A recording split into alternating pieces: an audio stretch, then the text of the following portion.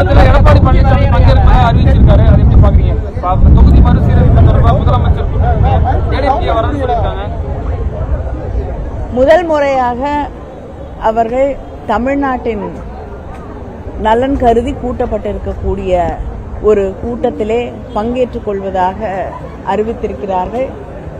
தமிழ்நாட்டில் இருக்கக்கூடிய அத்தனை பேரும் இணைந்து இதற்காக குரல் கொடுக்க வேண்டும் என்பதுதான் நம்முடைய முதலமைச்சர் அவர்களுடைய கோரிக்கையாக இருந்தது.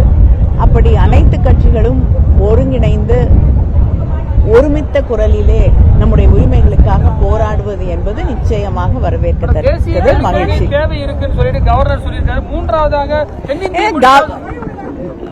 மக்களால் தேர்ந்தெடுக்கப்பட்ட பிரதிநிதிகள் வேண்டாம் என்று சொல்கிறோம். தமிழ்நாட்டிலே பிஜேபி தவிர்த்து எல்லா கட்சிகளும் புதிய கல்விக் கொள்கை தேவையில்லை, அவசியமில்லை, அதிலே சில விஷயங்களை ஏற்றுக்கொள்ளலாம். ஆனால் மும்மொழி கொள்கை போன்ற விஷயங்களை தமிழ்நாடு ஏற்றுக்கொள்ளாது என்பதை தெளிவாக சொல்லியிருக்கிறார்கள். அப்படிப்பட்ட ஒரு சூழலிலே ஆளுநருக்கு இதில் பேச வேண்டிய அவசியம் இல்லை.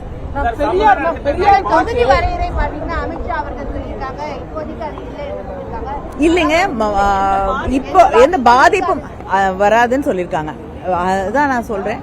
இப்ப முதலமைச்சர் கேட்டிருக்கக்கூடிய கேள்வி, 39 பிரதிநிதிகள் தமிழ்நாட்டிலிருந்தே இன்னைக்கு மக்களவையிலே இருக்கிறோம், அது குறைக்கப்படாது என்று சொல்ல வருகிறாரா? இல்லை என்றால் மற்ற மாநிலங்களுக்கு ஏற்றப்படும், அதிகரிக்கப்படும். மக்கள் தொகை கணக்கெடுப்பின் அடிப்படையிலே பார்த்தோம் என்றால் தமிழ்நாட்டுக்கு இதே எண்கள் இருந்தாலும் யூபி, பீகார், ராஜஸ்தான், மத்திய பிரதேஷ் போன்ற மாநிலங்களுக்கு அது அதிகரிக்கப்படுமா? அது நிச்சயமாக தமிழ்நாட்டை, தென் மாநிலங்களை பாதிக்கும். அதனால நிறைய கேள்விகள் இருக்கு, நிறைய சர்ச்சைகள் இருக்கு. அதை தெளிவுபடுத்த வேண்டும் என்பதுதான் நம்முடைய முதலமைச்சர் அவர்களுடைய கோரிக்கையாக இருக்கிறது. அதே நேரத்தில் அவர்களுடைய பிறந்த நாள் செய்தியாகவும் அதுதான் இருக்கிறது.